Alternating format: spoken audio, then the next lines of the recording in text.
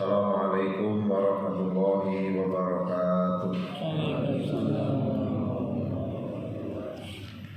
Alhamdulillah alladzi alafa baina qulubina fa asbahna bi ni'matihi ikhwana wallahu alladzi anzala al-Qur'an hudan lin-nasi wa bayyinatin minal huda wal furqan. Segala puji bagi Allah yang telah mempersaudarakan kita semua di atas dasar keimanan. Mudah-mudahan kita bisa mensyukurinya sehingga Allah memberi tambahan kekuatan iman kepada kita semua.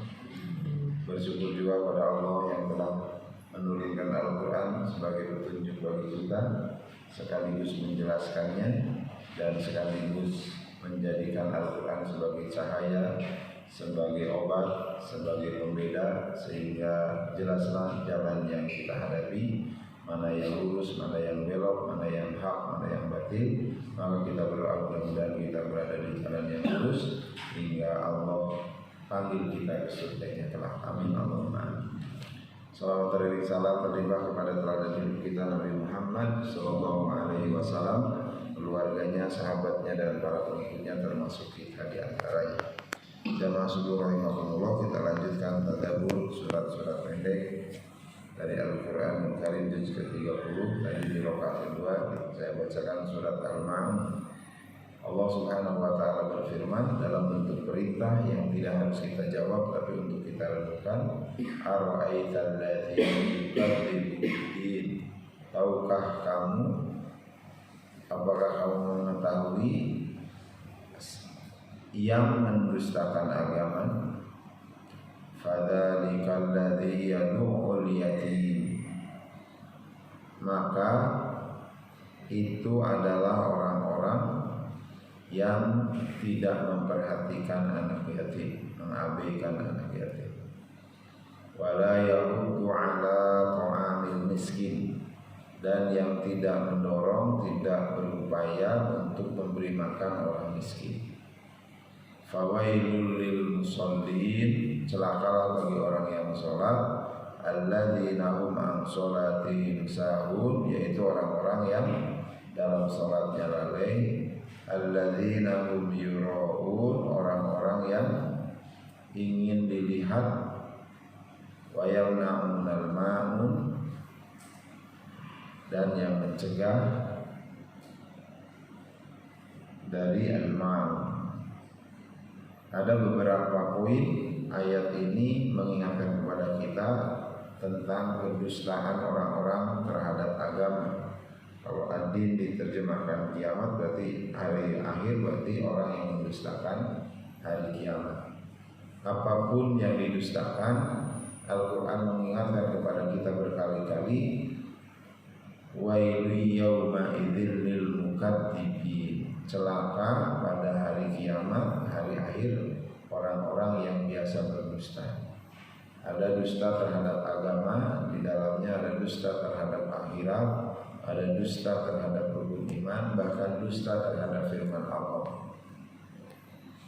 Maka kita jangan sampai masuk golongan itu, karena dusta menghadirkan kebahayaan dan kecelakaan.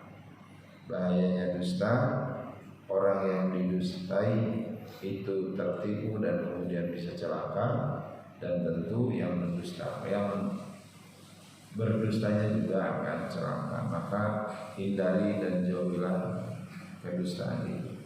Di ayat selanjutnya, di antara ciri-ciri orang yang mendustakan agama adalah mereka yang tidak memperhatikan anak yatim. Artinya betapa besar Islam mendorong umatnya untuk memperhatikan anak yatim, sampai orang yang tidak memperhatikan anak yatim termasuk mendustakan agama.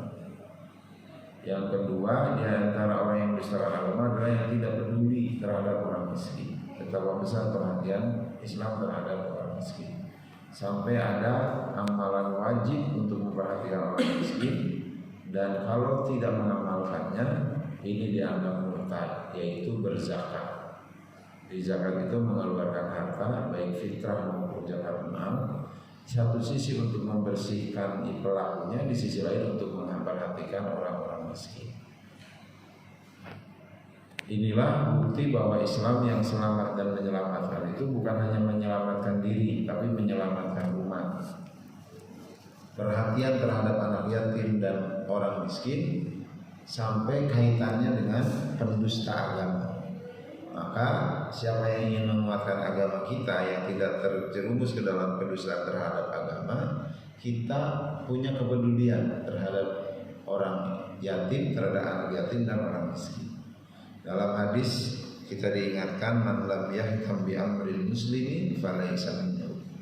Siapa yang tidak punya perhatian terhadap urusan orang muslim, diantaranya yatim, miskin dan orang-orang lain, maka yang tidak punya perhatian itu bukan bagian dari mereka.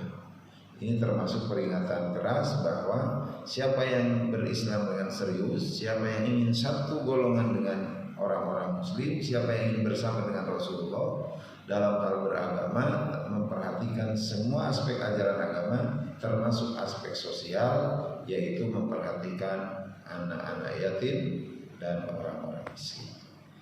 Nah, berikutnya menarik, orang yang menistakan agama adalah orang yang sholat tapi lalai. Maka ini peringatan keras bagi kita, jangan sampai sholat kita lakukan tapi lalai. Kalau ada buku baru namanya Gurbatul Quran, jangan sampai kita yakin dengan Al-Quran tapi asing Al-Quran bagi kita. Nah, kalau kita dengan sholat, jangan sampai kita biasa sholat tapi kita masih terasing dengan sholat. Sholat tidak ada pengaruhnya, bacaan sholat kita tidak tahu artinya, bahkan bacaannya juga salah. Maka kita terus lakukan perbaikan sholat. Jadi memperbaiki sholat itu, pertama memperbaiki gerakannya, kedua memperbaiki bacaannya, ketiga memperbaiki pemahaman terhadap bacaannya, yang ketiga memproyeksikan bacaan dan gerakan sholat dalam kehidupan sehari-hari, termasuk mengambil hikmah dari sholat yang kita lakukan. Insya Allah mulai nanti malam jamaah i'tikaf di Baitul Isam akan menghadirkan ustadz yang menerjemahkan berbagai kitab, di antaranya Asrarus Sholat, rahasia-rahasia sholat. Penerjemahnya langsung datang, insya Allah akan menyampaikan materi itu setiap ba'da tarawih dan ba'da sholat subuh, mulai nanti malam, besok dan selanjutnya. Mudah-mudahan dengan nyambung nih dengan surat Al-Maun ini, jangan sampai sholat kita celaka.